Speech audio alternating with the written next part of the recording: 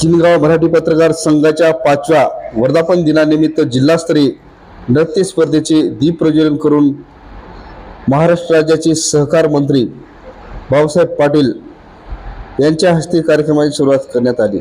सहभागी झालेले यशवंत विद्यालय अहमदपूरचा विद्यार्थी ओम नवनाथ तरोडे राहणार वेळेगाव येथील रहिवासी असून तो इयत्ता 9वी वर्गात शिकणाऱ्या विद्यार्थ्यांनी पुष्पा 2 या चित्रपटातील भूमिका काली काली महाकाली या गाण्याची हुबेहूब नृत्यकला प्रदर्शित केली।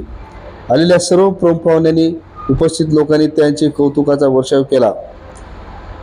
किनगाव मराठी पत्रकार संघाच्या 5व्या वर्धापन दिनानिमित्त त्याचा दुसरा क्रमांक आलेला आहे, तरी पाहायला विसरू नका। यशस्वी